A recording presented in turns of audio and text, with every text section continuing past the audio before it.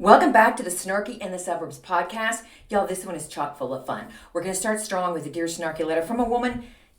I don't know. I don't know if I like her. And wait to the last couple of sentences because that might tell you a lot about the woman writing this letter and might impact my advice. Then in the peeve department, y'all, I think we need to bring being a bitch back because it's a good thing. It needs to be rebranded as a good thing. I will explain myself, so just wait. And then in the Snarky Confessional, I'm going to tell you a story about the time I was a private detective. One of many times. You're thinking, did you go to school to learn this? You know, just maybe even a correspondence course? No, I'm self-trained. But first, let's get to the letter. It's a good one. Okay, here we go. Dear Snarky, I'm my husband's second wife. We just recently got married, and while we don't have any children together, my husband has 2 boys, 4 and 7, from his previous marriage, and I have an 8-year-old daughter. His mother does something called granny camp every year during the Memorial Day weekend, where all her grandkids stay at her house for the long weekend and take part in a bunch of planned activities and play in her pool and have cookouts, etc.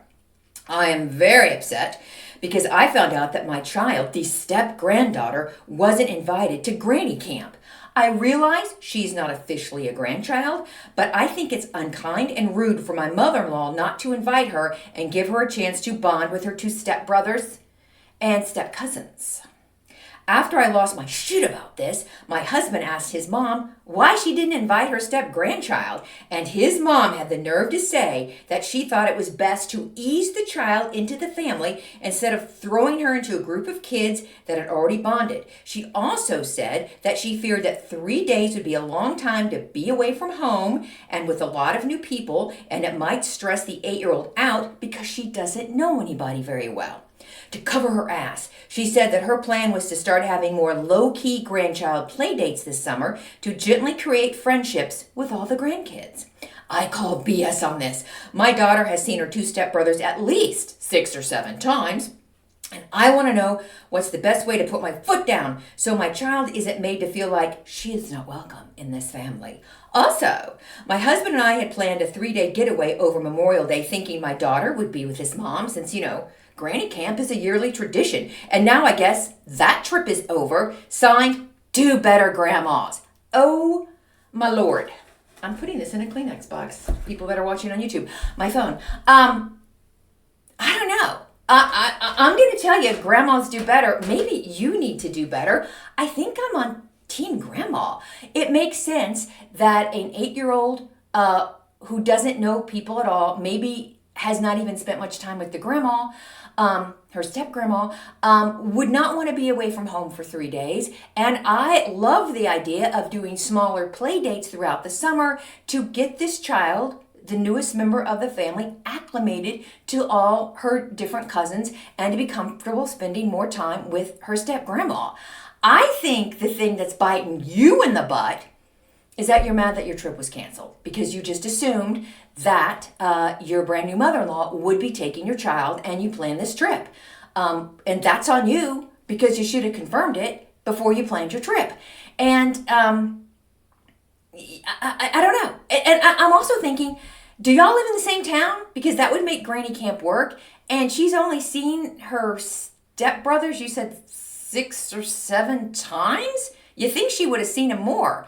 So I think I'm not getting the whole story here. And let me tell you, I never get the whole story in Dear Snarky letters. Everyone always says in the comments, there's another side to this. Well, yeah, Sherlock. There's always 2 sides. Congratulations for that, fabulous, fabulous research.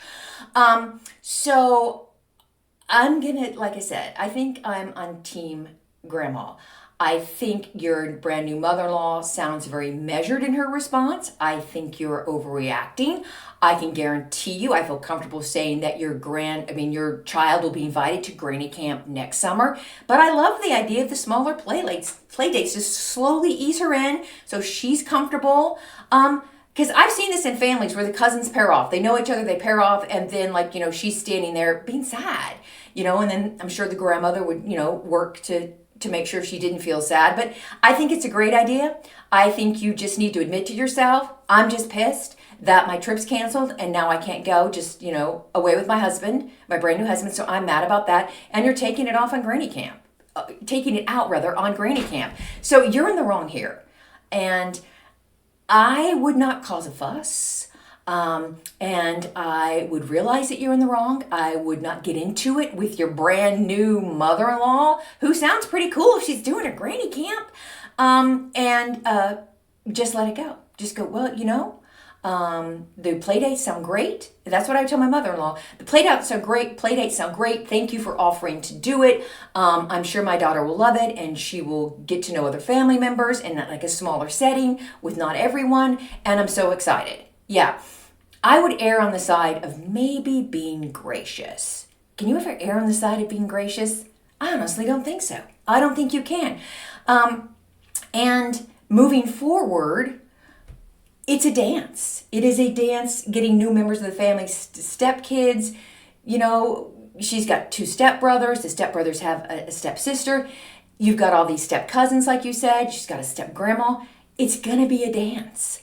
Okay? It's going to be choreographed. It's not all of a sudden, presto, we're married, everyone's friends, and, there we go. So you need to be patient. You need to have time. And again, I'm going to use the word gracious. You need to be gracious. Take your daughter on your trip that you were going to go out with your husband. Make it a little family vacation. She'll get to know her brand new stepdad better. And look at the positive. And the whole grandmas do better. Honey, I think maybe you need to do better. So there's that. Okay. What do y'all think? Was that too harsh? Was that too harsh? Yeah, it's a step grandma too. So I understand it. I understand that granny camp might be a lot. And I honestly think that the last couple sentences in that letter told us a lot about the woman who wrote it. She's mad that her trip that she planned with her brand new husband is going to have a kid tagging along now. Because she thought granny camp, would be for everyone. So that's what she's mad about. I don't think she's that mad, about her daughter being left out. The only reason she's mad about her daughter being left out is the fact that means, there goes our couple's vacay for 3 days. Tell me if I'm being too harsh. Love to hear that in the comments. Love people disagreeing with me. I always say that. I don't mean it that much. But I feel like I have to say it so people feel comfortable disagreeing with me. Okay, y'all, this is a peeve and you're going to be like, slow your roll, sister. I can't believe you're saying this. But my peeve is that being a bitch is a good thing. I do not like the rap that being a bitch has gotten. Because if you're a bitch, then you're a Karen or you're Karen adjacent. And now a lot of people confuse being a bitch with being a Karen. Being a Karen and being a bitch are 2 separate things. And we need to work harder as a nation on separating the two. Because there's a big difference between being a Karen and being a bitch. And I'm going to tell you something. There's good bitches and there's bad bitches, just like there's good witches and there's bad witches in the whole fairy tale realm. And I'm going to admit proudly that I am a really good bitch. And I'll explain this to you. If you have a problem, if you need something to get done, call me. I'm your girl. Let's say if you're sick, you want me with you because I will make sure that you get the best care possible. I will be researching all the other stuff you can do. I will go to war with an insurance company for you. And that's because I'm a good bitch. And I think Tina Fey said it, bitches get stuff done. Amen to that. You need somebody that is a bitch. We're terming it a bitch. I'm terming it someone that is aggressive and pursuing righteous action. Oh my God, did someone write that down? Because I love that. Let me just say it again so I don't forget it. Aggressive and pursuing righteous action. And, you don't have to be mean to be a bitch or, treat people poorly on the phone or whatever. You can be polite about it, but you're persistent in achieving your goal. And a lot of people say, oh my God, she was such a bitch. No, she wasn't. She got shit done that needed to get done. I mean, I worry about myself, God forbid, getting sick, because my husband is not a bitch. And let me tell you, he's lucky, and I tell him this, I go, you're lucky that you have me in your corner. And he knows it, because if anything requires a bitch in the family, he's like, Sherry, can you take care of this? And I'm like, oh, absolutely, I can take care of this. I will work the phones. I will do my research. I will make copies. I will bring it. I'll get it done. So the bad thing is my kids are adults now. They think I'm their bitch. Mom, can you take care of this for me? It's hard to tell your child, you're a grown adult now. You have to become your own bitch. You can't use me as your bitch. But I'll be their bitch. If it needs to get done, I'll do it. And friends know that they can reach out to me. If there's a problem that they need help with, I'm their bitch. This is why I think the whole bitch universe needs to be rebranded. Sure, someone can be a bad bitch. Just one of those horrible people. Oh, she's such a bitch. But I'm telling you, then there's the other bitch as in, she's such a bitch. That bitch will get things done, which I think we need to separate the two bitches out so the bitches that get shit done can be respected. That's all I'm asking. Can be respected. And I think now that so many of us are afraid of being called like a bad bitch, or a Karen, because no one wants to be called a Karen, we are stepping back from getting stuff done. So that concerns me for society as a whole. Because there's a lot of stuff that requires the good bitch. Somebody that just to get in there, not afraid to kind of mix it up, done the research, got the paperwork. What's that stupid thing from the Real Housewives of Salt Lake City? Screenshots, timelines, proof, I don't know, whatever she said. We got it. And we're going to get stuff done. So that is my plea. We need to rebrand being a bitch as a good thing. And God forbid there needs to be a clear demarcation between being a bitch and being a Karen. In my life I've never uttered the words, can I talk to the manager? Or can I see the manager? Or who is your manager? I have never said any of that. I am not one of those people that's going to go to the restaurant and be a bitch. I'm not going to, interfere in other people's business to be a huge bitch. Hold on, I have a drink. I have something stuck in my throat. Wait a minute. Sorry, that was bad. I had to do it. I am not that person. So, not a Karen. And I think if we think about people we know that are good bitches and people we know that are Karens, those lines, they do not meet. They do not cross. Karen's bad.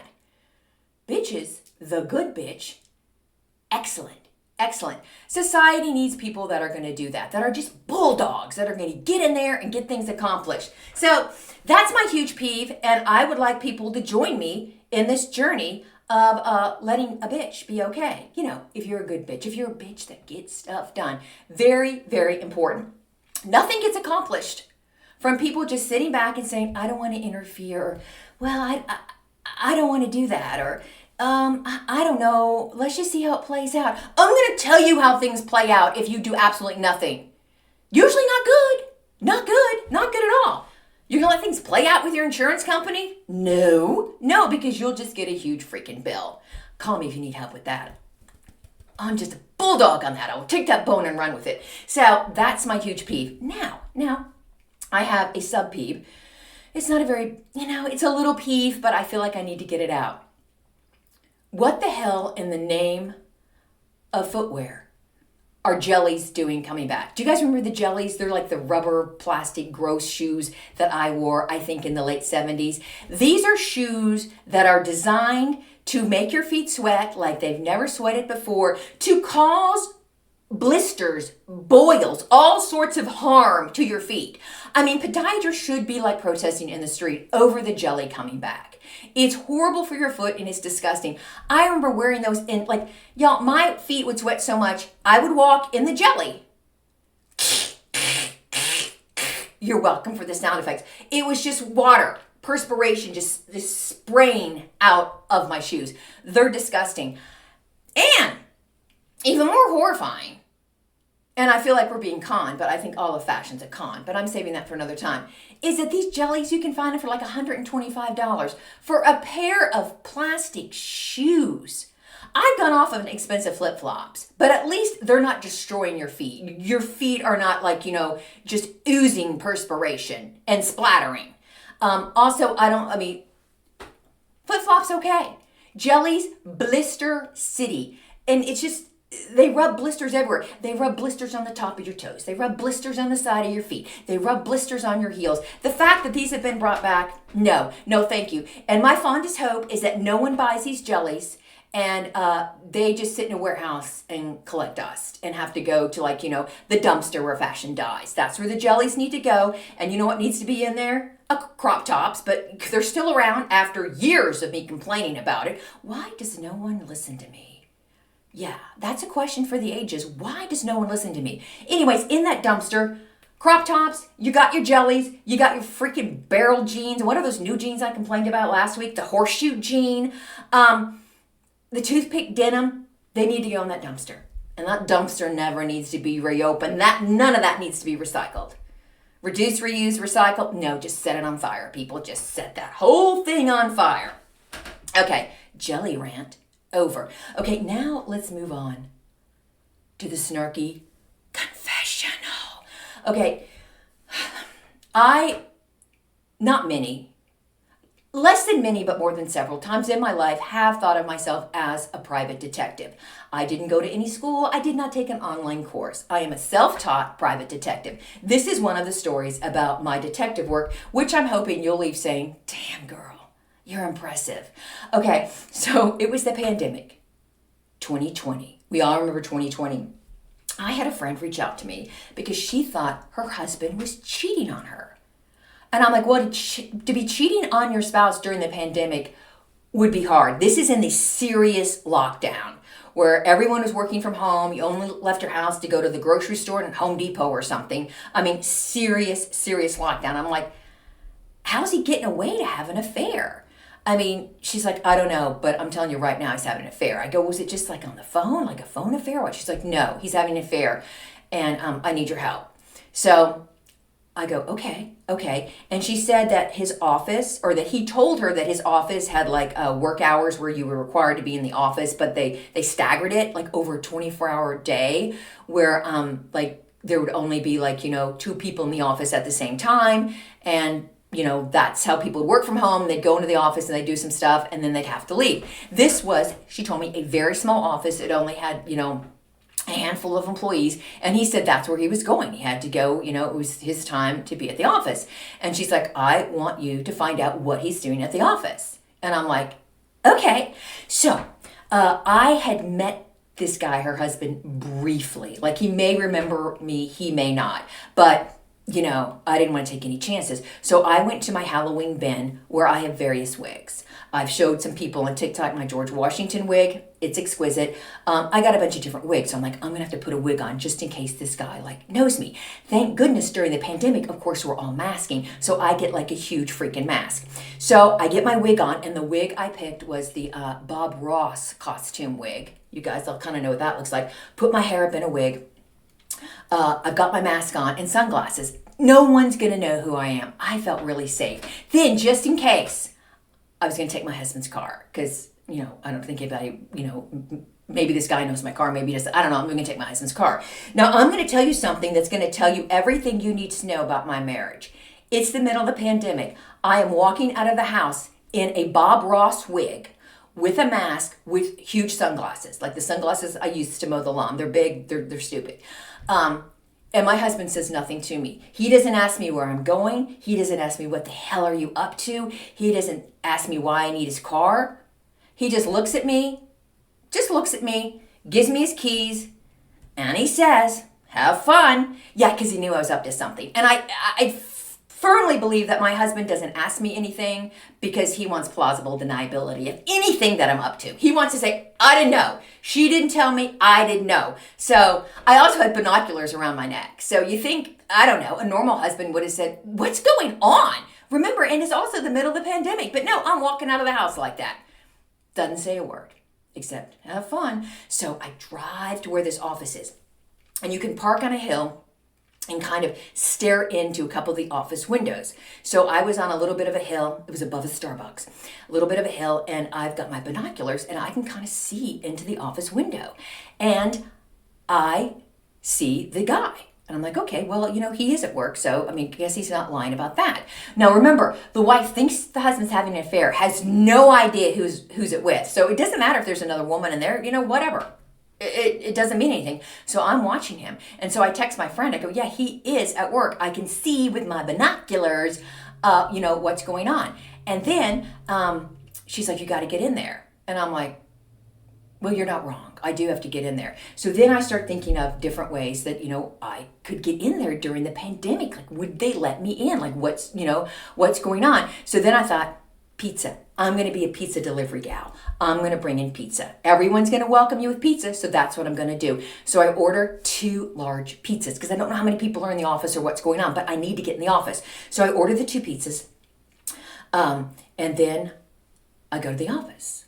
Doors open, like to get into the office building kind of thing. I mean, it was a small office inside an office complex that had many different offices in it, So I get in there, doors open, and then I get to where this office is, and that door's also open. So I go in and I'm going, pizza! Did someone deliver a pizza? Because I can't find anybody. I mean, like, it's dead, but I knew the guy was in there. I'd seen the back of his head. And with my binocs, I could almost get like into the laptop, because he was, laptop faced the window, and then, his back was to the window, to see what he was working on. I mean, it looked like this dude was working. So I'm going, pizza, pizza. I've got my 2 big pizza things, mask on, my Bob Ross wig, kept my sunglasses on. So I start walking through this office. Nobody in that room. Nobody in that room. And then this guy jumps out. Scared me. Almost wet my pants. This guy jumps out. He's like, what? Who? What? Who says that? Who says, I mean, like, you see somebody and say, what? Who? Who, what, when, where, whatever. And I'm like, pizza, pizza, pizza. And ladies and gentlemen, he had no pants on. He had no pants on. He was devoid of any clothing below his navel. So I'm like, oh. And then I peek in around where he jumped out of. There's a lady. There is a lady that I'm sure he was partaking of some pleasure with. So I'm holding the pizzas so I can't get to my phone, because I'm like, should I take a picture of the lady? And there's like no way this was going to happen, and then that would be weird. But I'm committing this woman's, attributes, her face, and other stuff to memory. And I just did the scream thing. I'm like, oh, sorry, but I'm leaving these pizzas. And then I run out and I run to my car. So then I drive far away, park in the parking lot of another establishment. And then I text my friend. And I go, call me. So she immediately calls me. I go, yeah, I'm sorry to report to you that, I can definitely 100% put my hand in a Bible and say that your husband is having an affair. She's like, what did the woman look like? So I describe her, and she knew exactly who the woman was. And it wasn't even a woman who he worked with or anything. It was, in fact, a neighbor. They were getting it on at his place of employment, and the business was supposed to be closed. Come to find out in later investigation, not done by me, but the office was not even open. So he was using his key to get in the office and telling his wife he had to work to just have some pandemic nookie. Unbelievable. And then she was like terrified. She's like, what, like, is she going to bring pandemic home? Everyone's being so careful. I'm like, well, I can guarantee you, sweetheart, he did not have a mask on when I saw him. So, yeah, so that was my one of many forays into being a detective. And the guy had a good plan, man. He had a good plan. You make it up, you tell your spouse, you got to go into the office. There's these weird hours because they only want a few people in there at a time. Total lie. You weren't supposed to be in the office at all. And then you invite your neighbor. I guess, weird things happened during the pandemic. People got bored. A bunch of stuff happened. And then your neighbor's like, yeah, we've been kind of flirting, whatever. I don't know if they waved when they were each mowing the lawn. I don't know what was happening, but they were getting it on. And I, Sherry Keel, private detective, busted that case wide open. I've done this several times, and I think it's not, I love mysteries, but I just love wigs, people. I love getting into that Halloween bin and pulling out the wigs. So, if there was ever time to be a detective, it was the pandemic, because no one was going to know who you are, who you were. To this day, I still don't think this guy knew it was me that, saw him. I'm sure in his mind I was still the pizza delivery lady. So anyways, that's my story. I have more about that. I have a couple are in my book, but my fiction books. But maybe I'll share those later. Anyways, that's it. I hope you enjoyed this episode of Snarky in the Suburbs. And I just want to leave you with one thing. And this is the fact that if you are a good bitch and you're a bitch who gets things done, I love you. I love you, and you're doing work to make society better. Now go out there and have the great day you deserve. I mean it. Oh, golly Moses, I forget it every time. Y'all, I've written 5 books. There is a link to my books in the show description. Click on it. It will take you to Amazon. You can listen to an audiobook. You can read some of the books, just to see if you want to spend the money. And you're going to want to spend the money. They're not even that expensive. I have some books for $2.99. Go out there and get it done, people. It means a lot to me. Because that private detective work, well, it's not paying the bills. Also, I've just done it a handful of times. But dear God, I love it. But anyways, go have a good day. Bye.